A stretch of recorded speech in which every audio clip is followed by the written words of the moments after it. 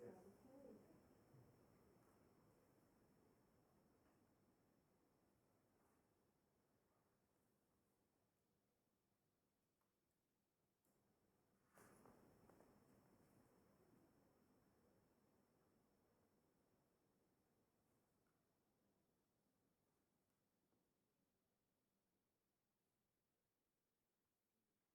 Yeah, I think also that some might already be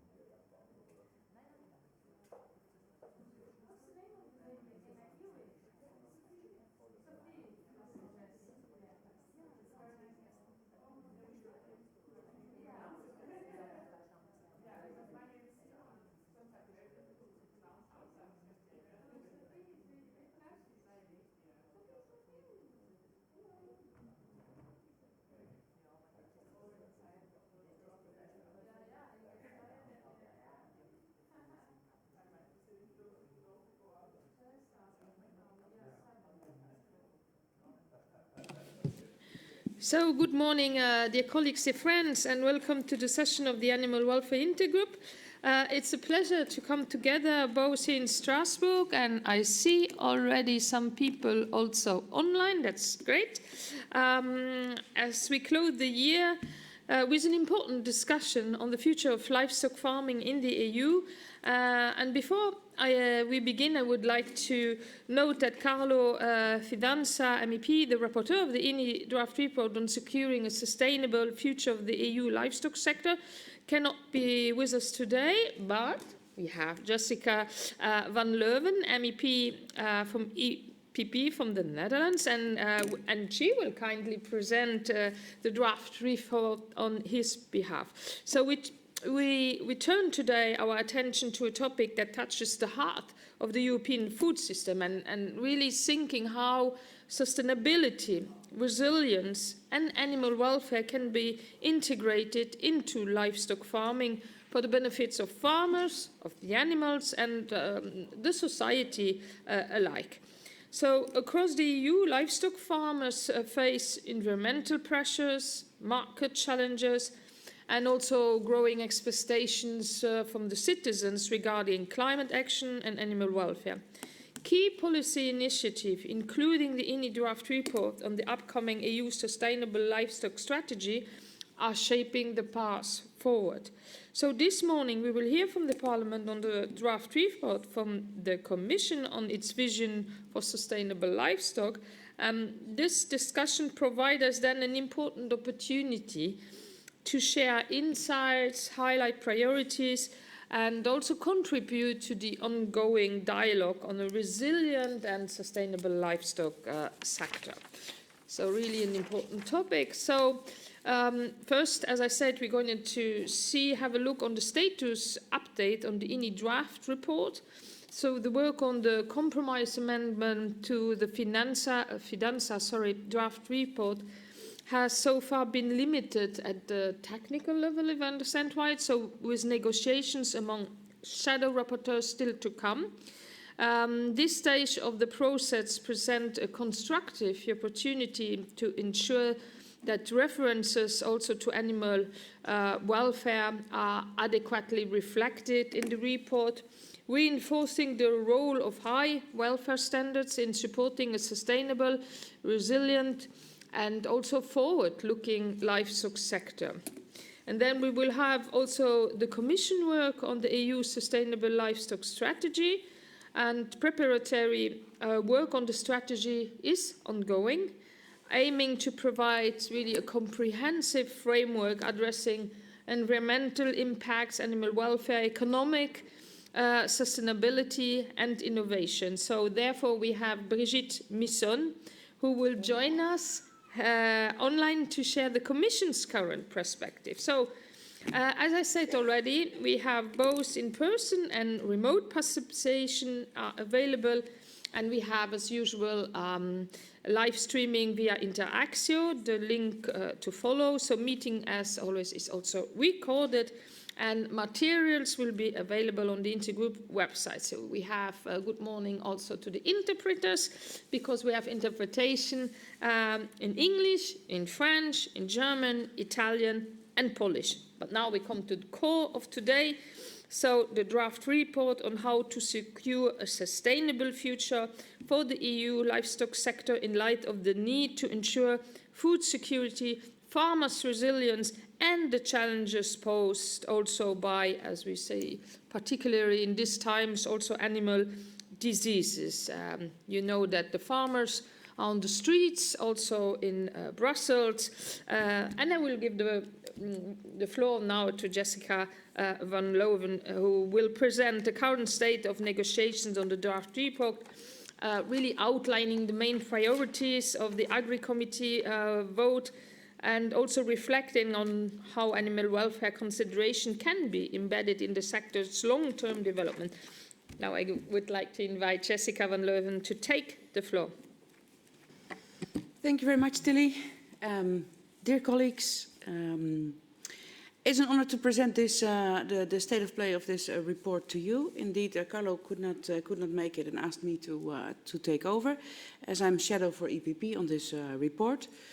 We have not had any shadow meetings, but we have had five technical meetings so far. And as a result, the rapporteur has proposed 4 batches covering a total of 25 compromised amendments. The compromised amendments follow the structure and chapters of the report, and the structure is, it starts with the general framework, remarks about what is needed for livestock production. Then we have economic sustainability and food security, environmental sustainability, social dimension of livestock farming and sector-specific challenges, animal diseases and trade aspects.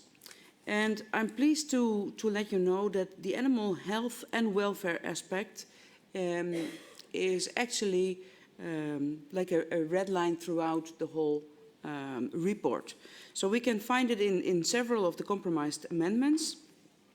If we look at the first batch of compromised amendments that are now almost ready at technical level, in compromised amendment 3, which is the multidimensional policy response, this compromise amendment stresses the specific challenges affecting livestock, the livestock sector, and that they require coordinated multidimensional policy response that, while avoiding trade-offs between challenges for the sector, fully reflects the economic, environmental and social importance of livestock farming and animal welfare within the EU and the EU's rural areas. Then on compromise amendment 4, that points out that improving the social and economic and environmental sustainability of livestock depends on a long-term vision addressing a broad range and interconnected range of factors, which includes, of course, also animal welfare. But it also includes the capacity to adapt to climate change and related extreme weather events and the ability to tackle diseases. I'm not going to read the whole thing because it's too much. It stresses that farmers are the first interested in ensuring good health and welfare of their animals, as doing so is both an ethical and an economic imperative. Underlines that animal welfare on farms is also linked to the competence of particular animal keepers, stresses the importance of training and regular further training in this regard. Then, if you have questions, by the way, then if it's very urgent, please tell me, otherwise it can be in the end. Then compromise amendment 7 calls for a balanced approach that recognizes the essential role of animal-based products in global nutrition, taking into account the importance of such production for farm income and economic stability, reminds that livestock plays an important role in the circular economy and the upcycling of waste streams from the food industry, as well in multiple sectors such as textile, clothing, footwear, leather goods, construction, cosmetics and pharmaceuticals. Points out the need to address at the same time different impacts of production systems on the environment, climate and animal welfare. Then we have compromised amendment 9 on farmers' income, which points out that investment in new livestock sheds and livestock sheds, well, this is a word that we're still debating on because I think we can find a better word than sheds. And then barns was not very acceptable, then I call it installations, but if you have a better word, I'm looking at you as well, Benoit, if you come up with a better word for shed, that would be well appreciated. But let's keep it at sheds for now. Points out that the investment in new livestock sheds and the renovation of existing sheds entails significant costs and must be planned and carried out over a long period of time. Warns that revisions of animal welfare legislation could cause livestock sheds to lose their authorizations, meaning that they have to be rebuilt at a high cost years before the end of their planned time of use. Calls on the Commission to promote and incentivize within its capabilities good authorization practices in the Member States. Then we have compromised amendment 11 on genetic herd improvement and sustainable livestock. And there it underlines, among other things, that animal breeding represents an important tool to improve productivity, efficiency and animal health. Stresses that the European Union is leader in research and innovation on animal breeding and genetics. Calls for a plan for safeguarding the gene pool of a variety of heirloom species, promoting local species better adapted to local climates, and disseminating best practices while preserving genetic diversity. And the same compromised amendment as well highlights the importance of preserving livestock diversity. And in that aspect, it's mentioned that we need to promote research and innovation and evidence-based practices to improve livestock sustainability and animal welfare. Then there is one on technology and innovation, and I think this one takes an interesting role inside the report, as it stimulates really the use of best practices and research on well, I'll read it out for you. Notes that livestock farmers could in particular take advantage of practices and technologies that can be used to improve animal health and welfare and achieve efficiency gains, including, for instance, low-cost systems, two-way systems, precision livestock farming, as well. I think you are too quick. Oh, that's why this is blinking. Yeah, that's why it's, Oh, yeah, I was hiding it with my slow paper. down. Sorry. All right, I'll do it again. Notes that livestock farming systems could in particular take advantage of practices and technologies that can be used to improve animal health and welfare and achieve efficiency gains, including, for instance, low-cost systems, two-way systems, and precision livestock farming, as well as the use of new digital technologies that improve animal and system management, data processing, and traceability. Requests that the Commission report on best practices in livestock sustainability and proposes concrete measures that support the sector's innovation, efficiency and resilience. And of course, we have not finished the whole report in terms of discussions yet, but what we have so far in the last amendments, compromised amendments, where recalls in this connection that animal transport may cause animals considerable suffering. This is, of course, of interest to you, Tilly, being one of the rapporteurs on this difficult file. Okay, recalls in this connection, animal transport may cause animals considerable suffering when animal welfare rules are not followed. Calls on the Commission, therefore, to draw up an action plan to increase the transport of meat, carcasses and reproductive material instead of live animals.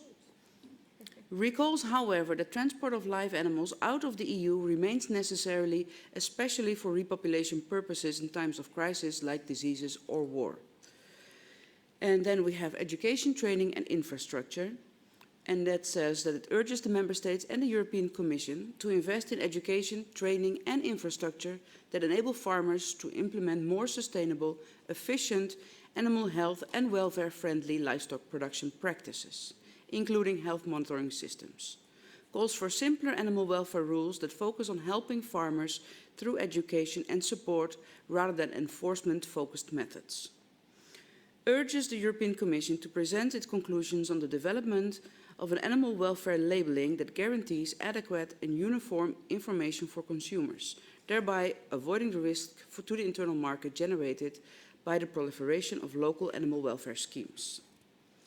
So, sounds all very technical, but to sum this up, I think animal health and welfare are really the red line of this report, because without animal health and welfare, we also don't have the economic incentive for farmers, because it's in the farmers' interest to have the best health possible for their animals. However, I do believe that we have many things we can do to make it easier for farmers and to make it more harmonized across member states. So that is what this report is aiming for. I'm looking forward to the first shadow meeting, which will be in January, if I'm not mistaken. And I'm, of course, very open to take into your considerations and answer your questions. But if you, over Christmas time, think about this and say, maybe we are missing this in the report, just make sure to reach out and let me know, and then we'll see what we can do. Thank you. Thank you very much. Jessika van Leeuwen, thank you very much for the presentation. And as I think you have to go earlier, yes. So that's why I would take indeed the question right now. And the very first to raise his hand was Thomas Weitz. Please, Thomas, and then I have Maria and I have Valérie also Deloche. Maria Neuschel and Valérie Deloche. Thank you, colleague van Leeuwen, for presenting this here. I have heard that your position is that we should support all livestock sector, no matter what kind of production method. And there I have three very concrete questions. In average, a dairy cow is slaughtered after 1.9 lactation periods, means not even getting 2 calves. While there's production methods with also other species of cows, but also in combination with grazing and so on, where we have 6 or 10, even up to 15 lactation periods.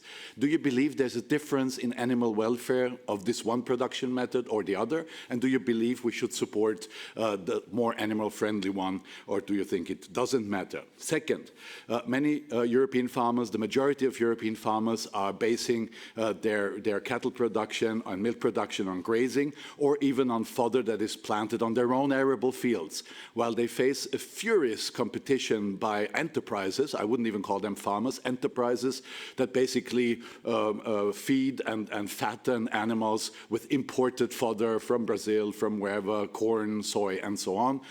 Do you believe we should support the farming, the European farming version, or rather the international business version? And don't you think there's a certain contradiction in supporting both? And last but not least is about animal disease. Yeah, you say it's a very difficult file, the animal transport one. Well, it's, I would say, difficult because we have a difficult rapporteur. But anyway, are you aware that through live animal transports, we are spreading animal disease, blue tongue, bumpy skin disease, multi-resistant bacteria across the European Union, and that live animal transports are endangering and directly leading to mass slaughtering of animals like we see it in France now? Is this something you care about, or do you think we should just go on with transporting live animals as we do today? Thank you. Thank you, Thomas, for this very passionate list of questions.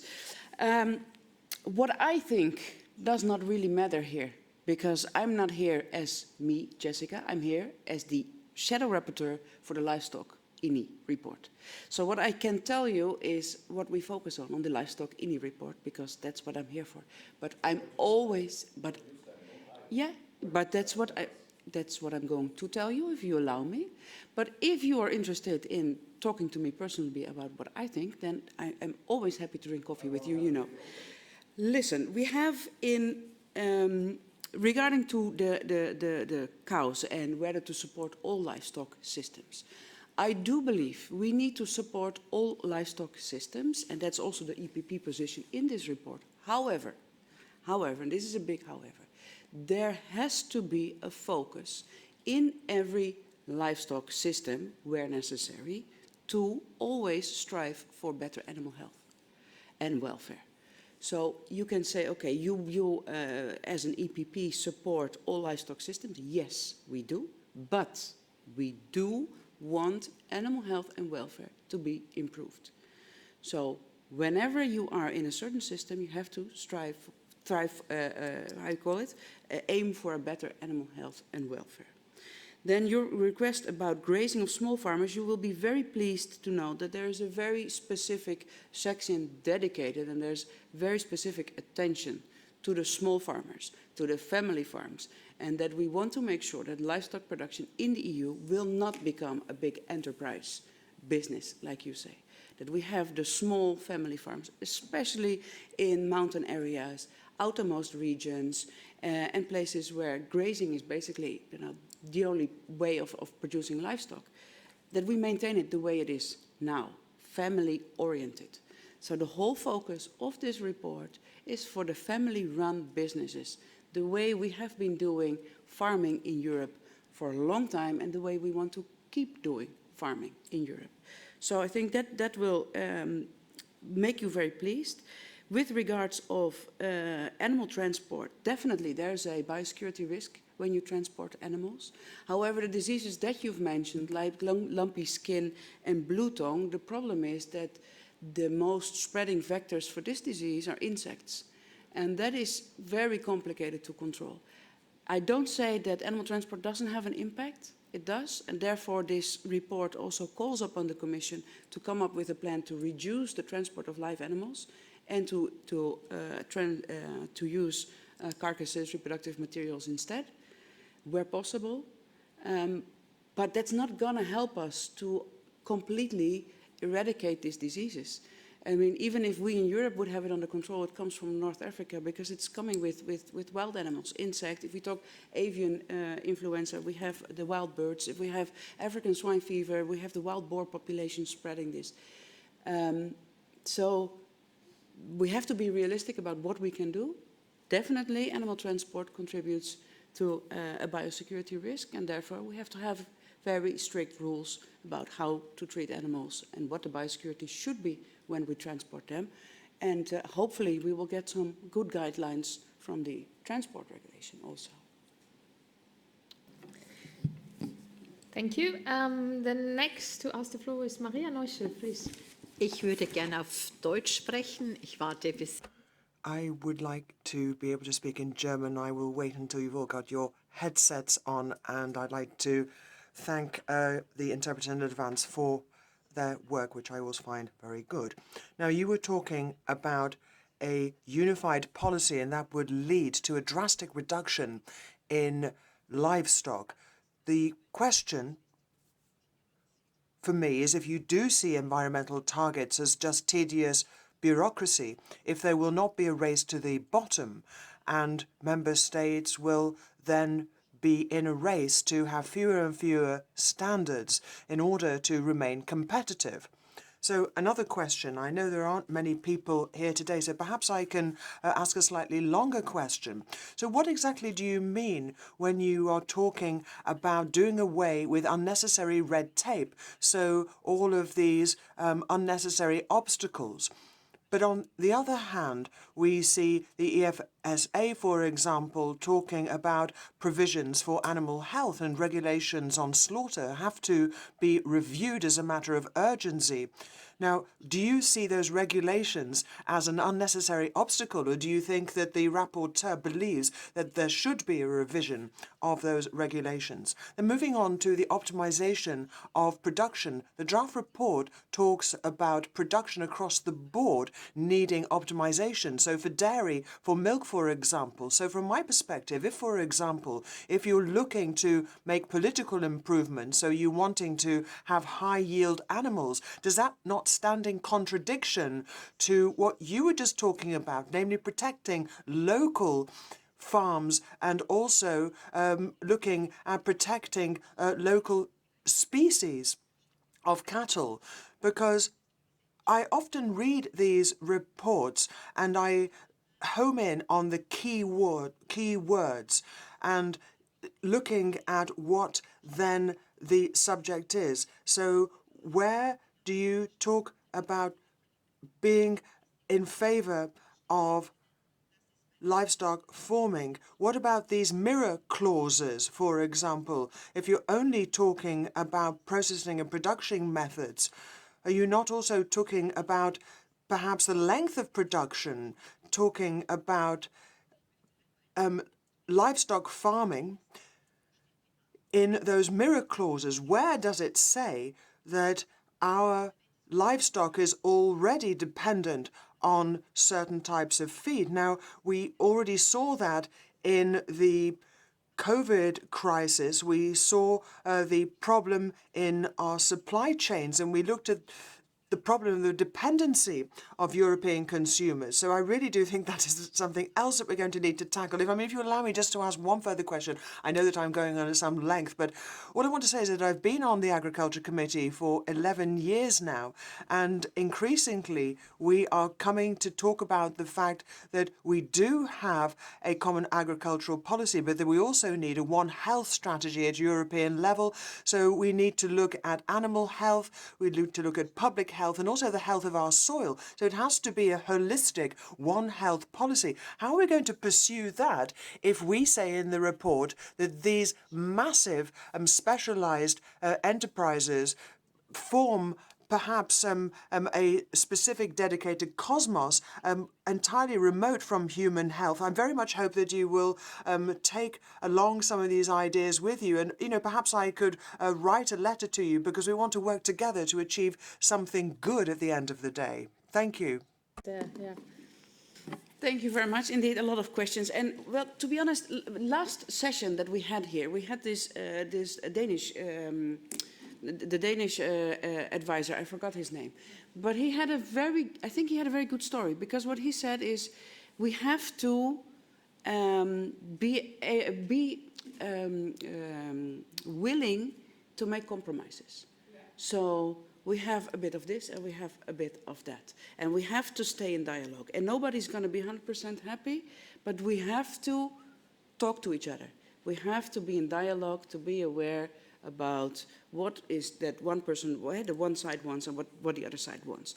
And that's always a tough balance in politics. When you look at this report, and I start with the climate targets that you asked, if they're tedious or if we should follow them. No, there's nowhere in the report that we say, okay, we have to get rid of the climate targets. No, what we're saying is there's different ways of reaching those climate targets, and we should help farmers to innovate. There's many ways to say I'm reducing my emissions. One would be to reduce the number of animals that you have, and that can work in certain areas. But another one is to use technology in order to reduce emissions, which can work in different areas, in livestock denser areas, where you have more intensive livestock production. This could be a way to reduce your emissions. If you purely focus on your climate targets, because we can have a debate on the animal welfare aspect, but purely focusing on those climate targets. Then the slaughter regulation, I cannot give you an answer to that because I haven't discussed this particular aspect with the rapporteur. It could be interesting because I don't think it's part of the report now that we're talking about the slaughtering procedures. And it could be interesting to add that because it makes perfect sense. And I'm not sure if we can still do, but I agree with you that this is something that we have to do. Then you asked about the high-yielding animals and if that's not contradicting with a local species, preserving the local species. Yes and no. I think we have to look at Europe as a multivariate situation because a one-size-fits-all approach for Europe doesn't fit. So we have areas that are very well suited for the preservation of the local species, for more extensive livestock farming, and there's areas that are more intense. And then this might not be something that you like, which I can fully understand, but we do need some livestock dense areas if we really want to have the bioeconomy work. Because this is what the Commission is aiming for, to have a bioeconomy. And there, logistically, you also need to have hubs where you can process, upscale waste streams coming from the human food, for instance, sector. If we spread it throughout Europe, because of the logistics, it doesn't work. So we need still livestock dense hubs, but we need to have them meeting climate targets, meeting all biosecurity targets, meeting all animal welfare standards that we decide together upon. But it's not a one-size-fits-all. So we will have extensive and we will have intensive. And both sides, we have to do the best proper way. Then you asked about the reciprocity. Reciprocity, I assume you mean in trade deals that we're making.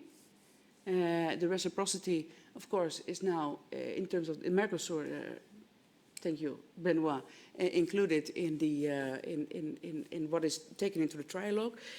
I'm not sure what will come out. I haven't heard yet. I mean, they started yesterday to discuss this in trialogue. But reciprocity is something that we have to have for our farmers, because if we tell them, listen, you cannot do this, you cannot do that, and we let the products come in produced under complete different circumstances, I think we're giving the wrong signal.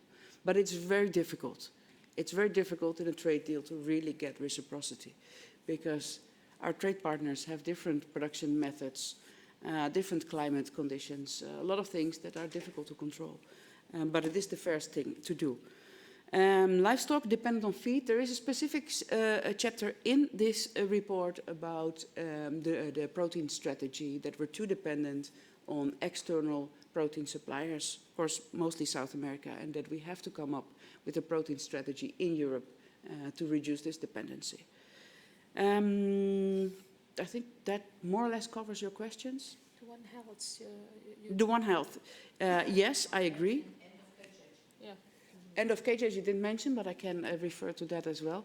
I think that's the One Health approach is very important when it comes to the biosecurity and when it comes to zoonotic diseases. I mean, we cannot see one thing without the other. That's also, if I just jump to my personal contribution, why I've always been so strict about the antibiotic usage in Mercosur countries, because that will provoke antibiotic resistance here in Europe. So we cannot see one thing without the other. So One Health is always interlinked. And you asked about massive enterprises. Of course, there's no reference of massive enterprises in the report. We don't really have massive enterprises when we look at it at a global scale in Europe. We do have larger, more intensive farms, but that is nothing compared to what we see in North, South America, Asia for that matter. So we have to see it a little bit in perspective. But we can still believe they're too big, and that is a debate we can have, but it's not a massive enterprise like Brazil Foods, JBS. I mean, those are massive enterprises. But there is room, as I mentioned before, both for the extensive livestock as there is for the more intensive producer. And the cage age, of course, this is something that Verhely is working on. We are focusing on the general animal welfare, improving general animal welfare standards, also in regards to housing, but we're not going into specific regulations into this report. Okay? I see the time flying. Yeah, it is, but Valérie, it's such an interesting subject. So. Yeah, that's true. Valérie Deloge asked for the floor. Merci beaucoup, chers collègues. Thank you very much indeed. I'd like to thank you for the high quality work which you've already completed and for the spirit of the constructive spirit of cooperation which we've seen in the report.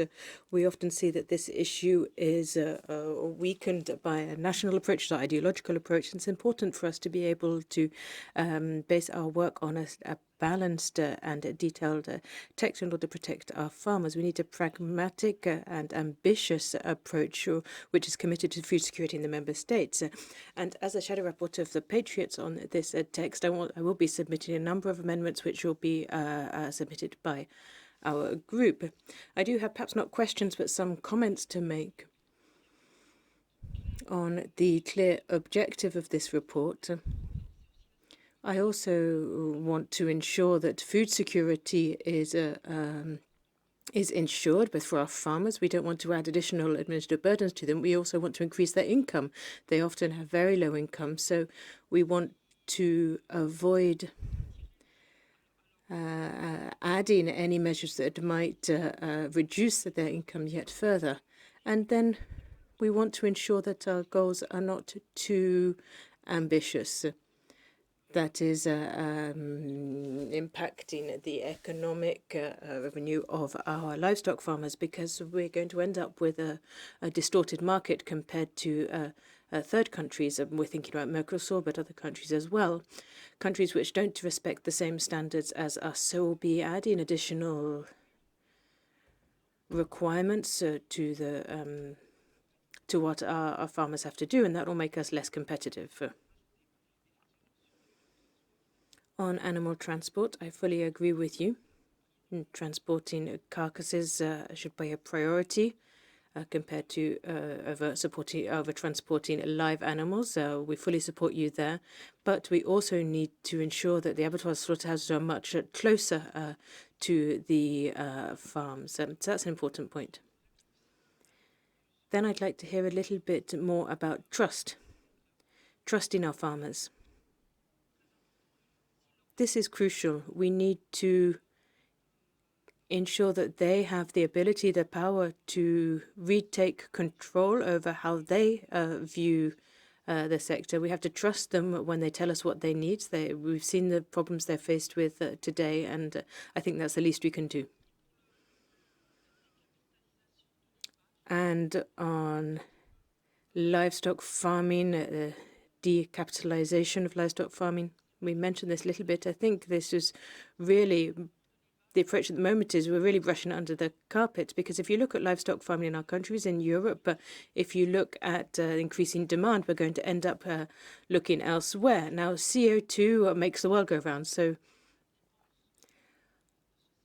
I think tackling that won't help. But I think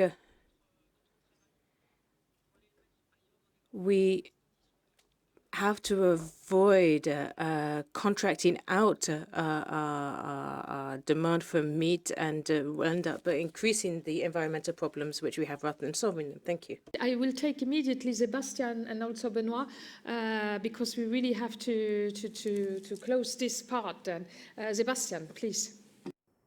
Sorry for being late. I will now switch over to German because all my side full of notes is in German. Vielen Dank. Sorry nochmal, dass ich zu... Thank you very much. I do apologize for arriving rather late.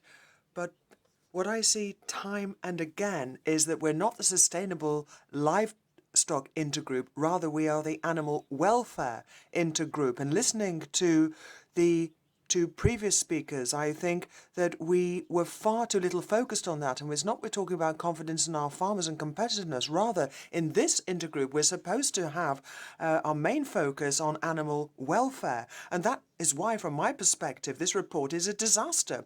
Now, I'm sorry to pull no punches. I mean, I'm from a political party which stands for animal welfare. But really, this basically is an advertising prospectus for the milk and dairy livestock industries. I don't have much time, that's why I'm racing through, but I do think that the report is far too focused on the market, because I think it basically is saying that intensive farming should be supported and is alleging that those farming methods are sustainable.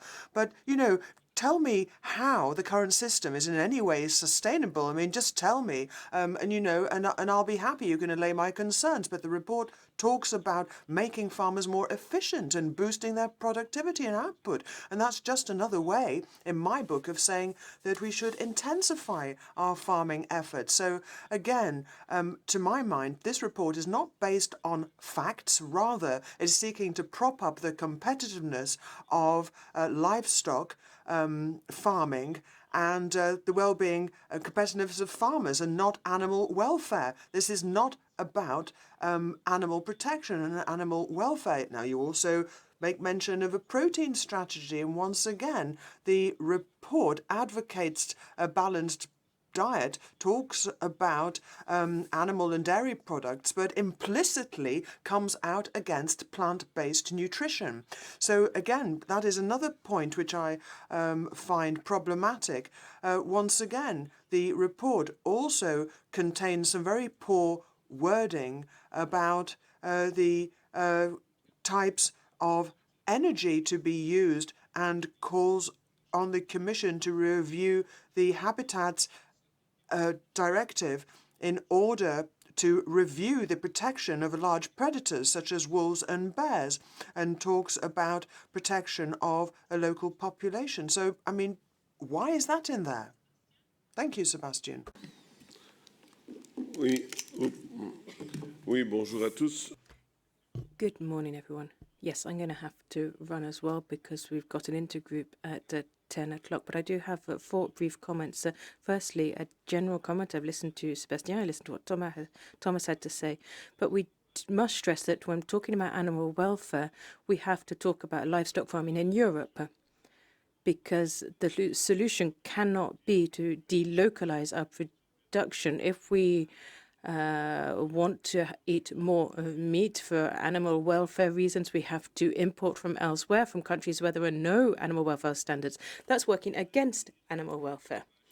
So if we want to retain livestock farming here, then we're going to have to look at other factors as well. And indirectly, when we look into animal welfare, we should also be ensuring that farmers have a fair income, that the environmental standards are respected. So all of this is tied in together. I simply cannot agree with this silo-based thinking, whether it's animal welfare or environmental issues.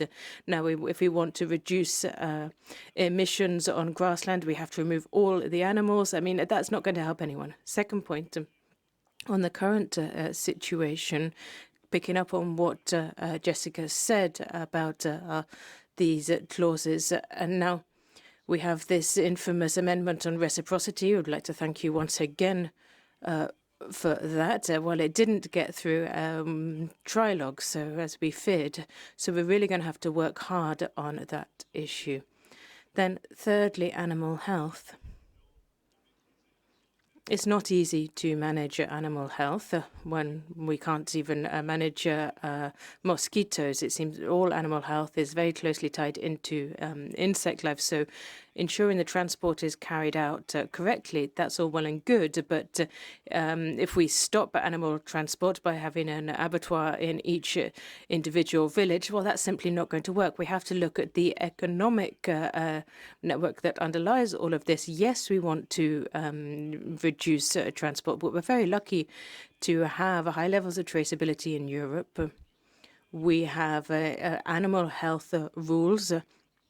We need to work on these, but taking the extreme point of view of only transporting carcasses, well, I mean, I'm sorry, there are places on the planet where it's easy to carry out to work in livestock farming, others where it's not, and some areas where we can only transport carcasses, others not. But I mean, look at the EU. In Italy, they focus on fattening because of the excess produce, and others where they focus on other types of livestock farming. We have to look at the complementarity between the different regions. Now, in some areas, you simply cannot say that you can replace live animal transport by carcass farming. It's simply naive.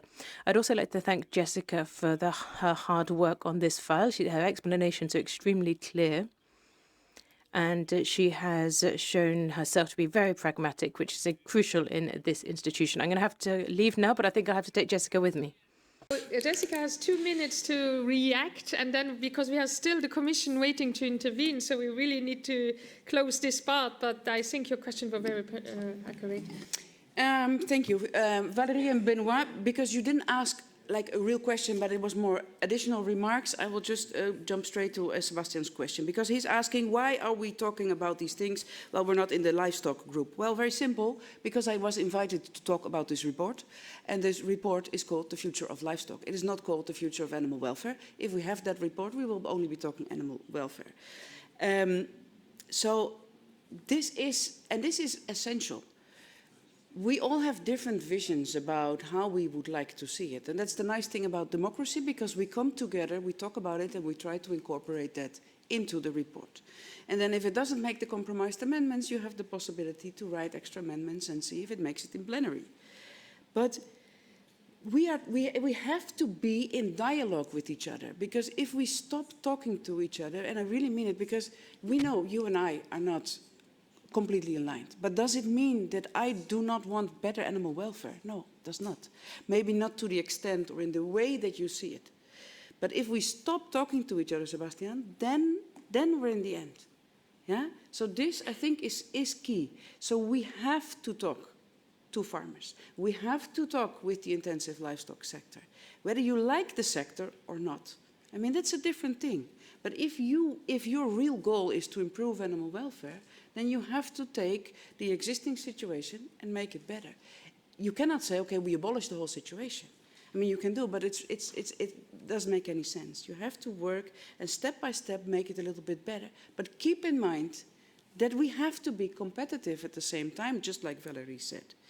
And then why are we talking about large carnivores in this report? Because the large carnivores are affecting, in some of the member states, largely the way we can produce our livestock.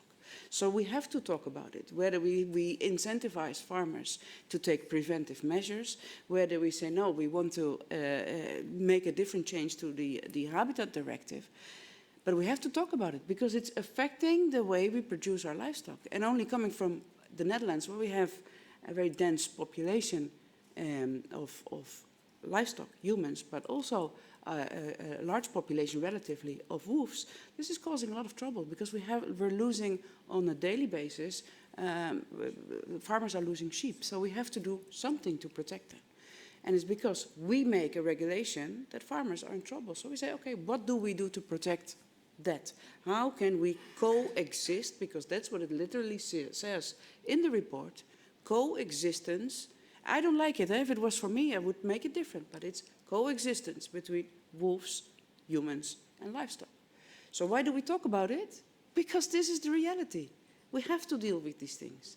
And then the ideology may be different, and that's fair enough. That's why we're here, because we're all chosen because there were enough voters that believed in our ideology.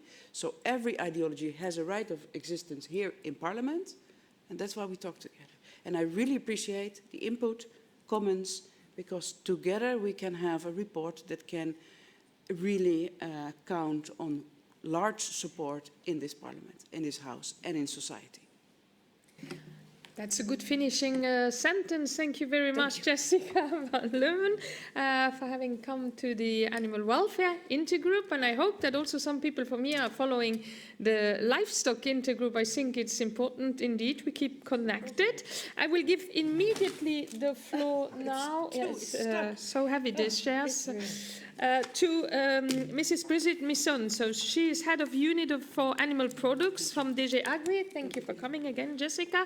A lot of discussion go on. From the European Commission, you have the floor, Madame Misonne, and I hope that the interpreters will maybe stay 5 minutes more in order that we just can let you speak or make your presentation. You have the floor.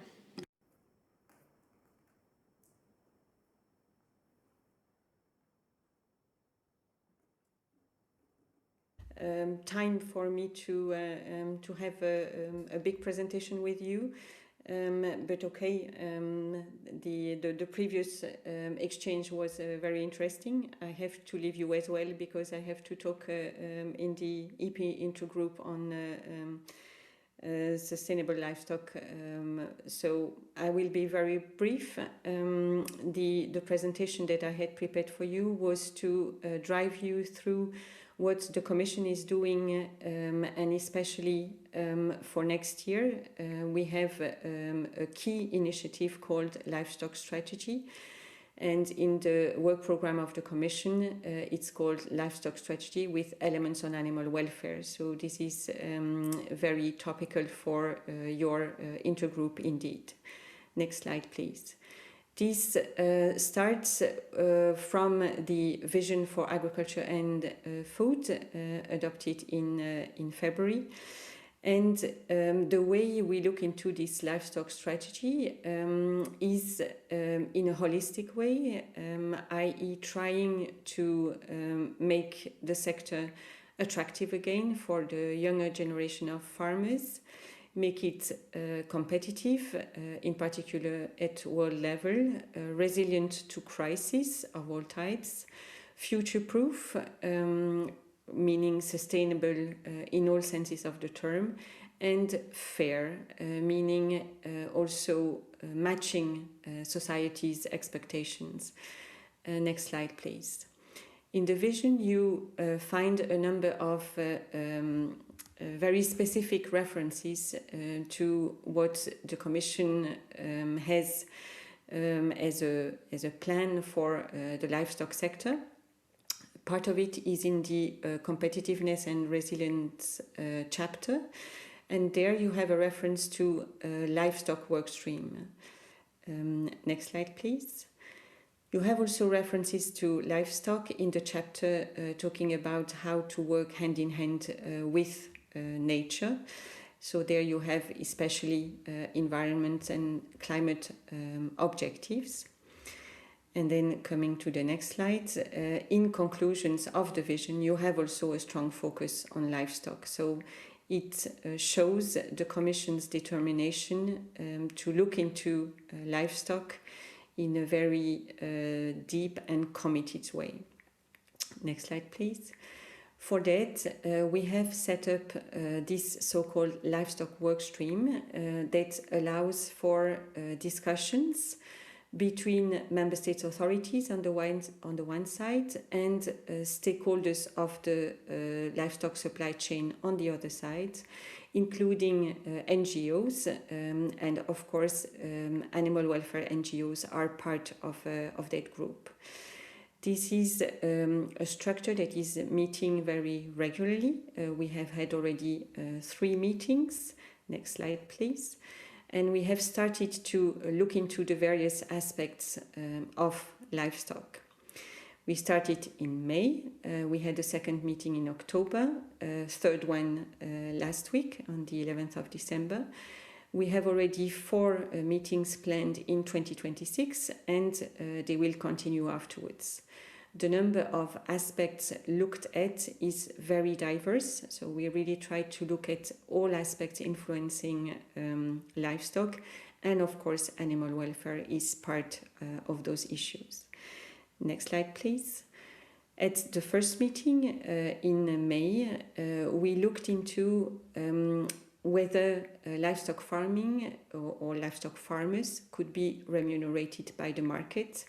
And we came to the conclusion that this was not possible because livestock is providing much more than what the market is ready to pay for. We had also a session on whether the Common Agricultural Policy is offering the right toolbox to help the livestock sector. And there was a consensus that indeed, with all the various measures available in the Common Agricultural Policy, we could accompany the livestock sector for more sustainability. Next slide, please. In the second meeting, we discussed environmental and climate sustainability and competitiveness. We tried to see how we can help the sector being competitive, at the same time meeting all its sustainability targets with a focus on environment and climate. Next slide, please. At the third meeting last week, we don't have yet conclusions. They are being drafted as we talk. We looked into animal health, a very timely discussion. Next slide, please. And also we had a thorough discussion about research and innovation that can indeed help on various aspects. The next meeting that we have in February, we'll have a session on animal welfare. So there we will be able to tackle that particular aspect. Next slide, please. And all this will have a material, a concrete deliverable. It is this livestock strategy that has been announced by Commission President von der Leyen in her State of the Union speech. Next slide, please. And this strategy that will be delivered by the end of the second quarter of 2026 will have a holistic approach to the sector and tackle those main elements that I already mentioned: resilience to crisis, competitiveness at world level, sustainability in all senses of the word, and fitting European diversity. Of course, animal welfare will be found in all those various chapters because animal welfare is not an issue on which there can be any compromise. So this is a basic. It goes hand in hand with animal health. It goes hand in hand with livestock farming. Many thanks. Thank you very much for this very compact presentation. And my question would be, as we did lack a little bit of time, if we could have your presentation to put on our intergroup site, that would be great, so we can read several things. That was a little bit too quick. Thank you. Thank you very much, Madame Misonne, and also thank you very much for having been with us. I think there is unfortunately no time for questions, but it was great having you, and also thank you for your time. I will make my closing remarks now.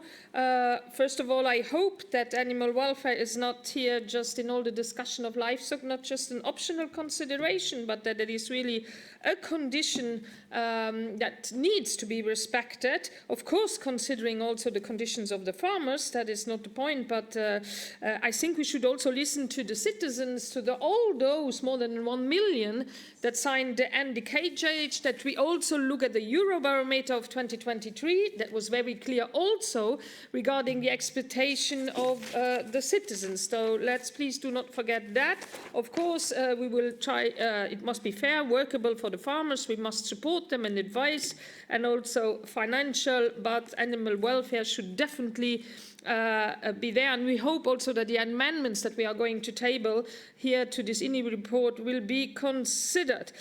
Just to say, next animal intergroup meeting will be on a topic very close to my daily life, I must say. It's animal transport, and also to Thomas Zweig's daily life. And there we will have really perspectives from the NGOs. We will have a short film from Essere Animali highlighting the transport, what is still happening, and of unweaned animals. Voila. Let me finish by wishing you, dear colleagues, very joyful and peaceful holiday seasons, and may the new year bring you a lot of energy, good health, and I hope many opportunities to make a meaningful difference for all the animals. That is why my main wish for next year, I can tell you. So voila, and the next meeting will take place, please note it in the agenda, the 22nd of January. Wishing you all the best. Thank you very much for the interpreters, for their great work they are doing every time. Great to have you. All the best to you. Bye-bye.